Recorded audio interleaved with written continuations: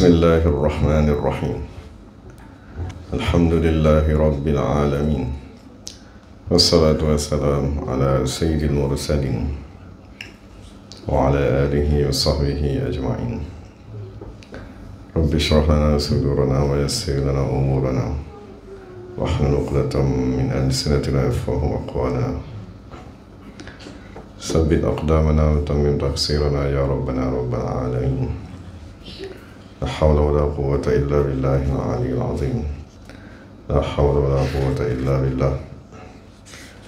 La hawla wa la quwwata illa billahil aliyyil azim. Amma ba'd.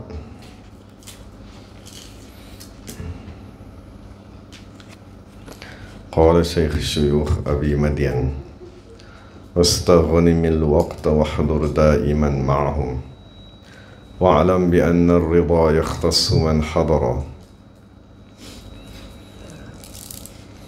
Ini antara bait yang amat masyhur yang ditulis oleh Syekh Syu'aib Ibn Husain yang dipanggil gelar sebagai Syekh Abu Madian. Jadi dia ada menulis beberapa bait yang amat agung yang selalu dibaca di dalam majlis zikir. Awal bait tersebut Syekh Abu Madian berkata, ma ladzatul 'aishi illa suhbatul fuqara humus salatin wassadat wal umara. Jadi ini Syekh berkata, wastaghnimil waqta, hendaklah kamu merebut waktu, wahdur dan hadirlah daiman sentiasa ma'ahum bersama-sama ahli sufi, wa'alam dan ketahuilah bi anna ar-ridha sesungguhnya keridaan Allah Subhanahu wa taala yakhtassu khusus diberikan man hadara kepada mereka yang hadir di dalam majlis. Dari itu ialah matan bait yang ditulis oleh Syekh Abu Madian, dan bait ini disyarahkan oleh Ibnu Athaillah Sakandari radhiyallahu anhu, penulis kitab Hikam. Jadi Ibnu Athaillah berkata, wastaghnim waqta suhbatil fuqara'i, hendaklah kamu merebut waktu bersahabat dengan ahli-ahli tasawuf. Wahdur daiman ma'hum, dan hendaklah kamu hadir sentiasa bersama mereka. Biqalbika wa qalibika, jadi ada hadir yang dengan hati semata-mata. Maknanya kita tadi tak dapat nak hadir, ada keuzuran, ada kecemasan dan seumpamanya. Jadi kita tak dapat hadir pada malam Jumaat, kita niatkan hadirlah dengan hati. Tapi penulis berkata di sini, sekiranya kita nakkan kurniaan yang lebih agung, maka kita perlu hadir biqalbika, dengan hati, wa qalibika, dan dengan jasad. Dan apabila kita hadir sekarang ni, hendaklah kita tadi hadir dengan jasad dan hati. Jadi yang paling berbahaya sekali ialah jasad kita hadir dalam majlis, tapi hati berada di tempat lain, fikiran ni berada di tempat lain. Dan itu pun tak sempurna juga. Yang paling sempurna mestilah hati diikat kepada rabitah tadi, dan jasad menghadiri majlis, beramal seperti mana amalan di dalam majlis. Sekiranya kita hadir dengan jasmani dan hati, tasri ilaika zawaiduhum, nescaya akan mengalir kepada kamu kurniaan-kurniaan yang lebih yang berada di sisi mereka. Wa taghmuruka fawaiduhum, dan meliputi kamu segala faedah-faedah yang ada di sisi mereka. Wa yunsahu zahiruka bitta'addubi biadabihim, dan zahir kamu tadi akan ternasihat dan akan teradab dengan adab-adab mereka. Wa yushriqu batinuka, dan batin kamu akan bercahaya bittahalli bi anwarihim, dengan bersifat dengan cahaya-cahaya mereka. Fa inna man jalasa janas, kerana sesungguhnya sesiapa yang duduk semajlis dengan mana-mana manusia, janasa, dia akan mempunyai sifat yang sama dengan orang yang dia duduk tadi. Jadi itulah bahaya sekiranya kita duduk dengan orang yang mempunyai penyakit rohani, ataupun orang yang mempunyai akidah yang bid'ah. Kalau kita duduk dengan mereka lama, bersahabat, berkawan, waliyazbillah, janasa, kita akan sejenis dengan mereka. Jadi kita pilih siapa yang kita nak duduk. Jadi sekiranya kita duduk dengan manusia ahli sufi, maka moga-moga Allah menjadikan kita seperti mereka. Fa in jalasta ma'al mahzuni hazinta. Sekiranya kamu duduk bersama-sama dengan orang sedih, kamu pun akan rasa sedih juga. Wa in jalasta ma'al masruri surirta. Dan sekiranya kamu duduk bersama-sama dengan orang yang gembira, kamu akan gembira. Wa in jalasta ma'al ghafilin. Sekiranya kamu duduk bersama dengan orang yang lalai, sarat ilaikal ghaflah, akan mengalir kepada kamu kelalaian tersebut. Wa in jalasta ma'adz zakirina. Dan sekiranya kamu duduk bersama-sama dengan orang berzikir, intabahta min ghaflatik, kamu akan tersedar daripada kelalaian kamu. Wa sarat ilaikal yaqadhah, dan akan mengalir kepada kamu al-yaqadhah, maksudnya hati yang bangkit. Fa innahumul qaumu la yashqa jalisuhum. Kerana sesungguhnya apabila kita duduk dalam majlis-majlis zikir, kita sebenarnya berjumpa dengan satu kaum yang tidak celaka mana-mana manusia yang duduk bersama-sama dengan mereka.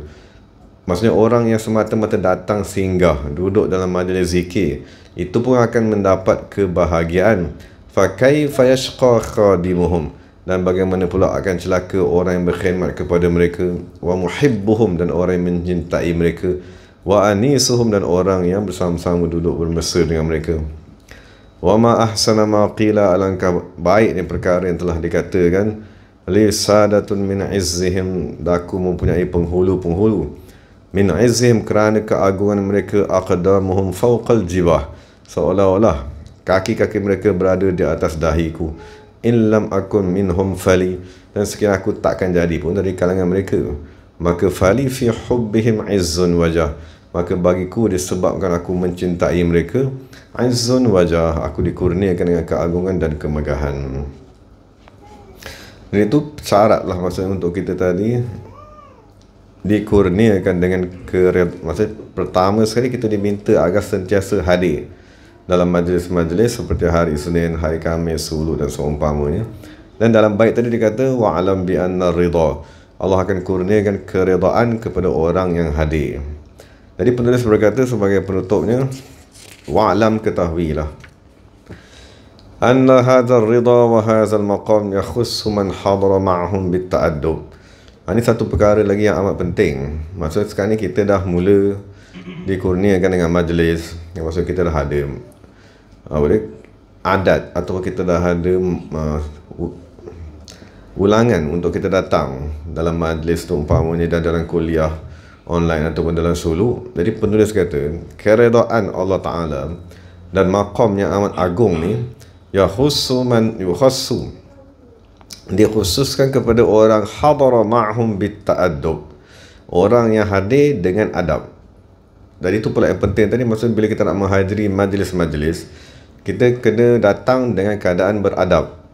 Maksud datang dengan memakai pakaian bersih, datang awal kan, datang dengan memakai wangi-wangian. Itu semua adab yang zahir. Ada pun adab yang batin tadi, kita beristighfar sebelum datang, kita datang dengan rasa rendah diri, datang dengan rasa kita lah yang paling jahat sekali yang hadir dalam majlis ni, dan kita memandang rendah kepada orang lain. Datang kita niat untuk membaiki diri sendiri, bukan untuk menilai, mengkritik manusia lain. Jadi itu semua adalah adab yang zahir yang kita boleh nampak pada tahiyat, cara duduk, cara pegang tasbih, cara bercakap dan seumpamanya. Dan kita ada adab yang batin. Wa kharaja min nafsihi. Jadi keredaan Allah tu hanya diberikan kepada orang yang hadir dengan beradab. Wa kharaja min nafsihi, dan dia tadi keluar daripada nafsunya. Maksudnya jangan kita datang kerana nafsu, yang datang kerana tujuan tertentu, bukan semata-mata kerana Allah Subhanahu wa taala. Wa tahalla bi dhillati wal inkisar, dan kurniaan keredaan itu hanya diberikan kepada orang yang bersifat dengan hina diri dan pecah hatinya. Fakhruj anka idza hadarta baina aydihim, keluarlah kamu daripada diri kamu sendiri, maksud daripada kesombongan kamu, daripada kedegilan kamu, daripada segala perangai-perangai kita yang tak elok tu. Kita kena sedar. Kalau tak sedar perangai tak elok tu, satu masalah pula. Dan kalau kita sedar kita ada perangai yang tak baik, dosa-dosa yang masih kita kekal di dalamnya, fakhruj anka, kamu kena keluarlah daripada diri kamu tadi, diri kamu yang bermaksiat tadi tu, diri kamu yang ada penyakit tadi tu. Kamu niat, aku datang ni, aku buang segala sifat-sifat tu di luar, Iza hadarta baina aidihim, sekiranya kamu tadi hadir di hadapan mereka, wantarih wankasir iza halalta binadihim, dan kamu tadi rendahkanlah diri kamu, kamu serahkanlah diri kamu apabila kamu tadi hadir menetap di tempat-tempat mereka. Fa'inda dhalika tazuqu lazzatal hudur, maka pada ketika itu masa kita datang tadi dengan beradab, datang tadi dengan kita buang segala kita punya kepentingan, buang segala kita punya dosa-dosa, perangai tak elok tadi, barulah kita tadi tazuqu, boleh merasa lazzatal huduri, kelazatan hadir bersama-sama Allah Subhanahu wa taala.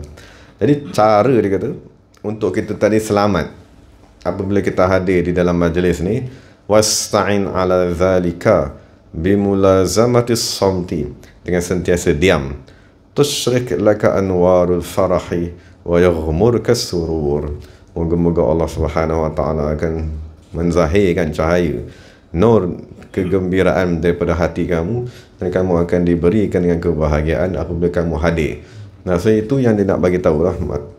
Apabila kita datang dengan merendah diri, dengan beradab, maka kita akan balik dengan kegembiraan.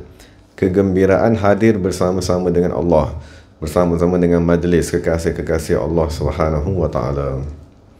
Cuma dia kata untuk kita tadi macam mana nak bagi adab yang paling penting apabila kita menghadiri majlis ialah as-samtu, diam. Maksud diam pada zahir, memang mulut kita diam, dan kita kena diam pada batin.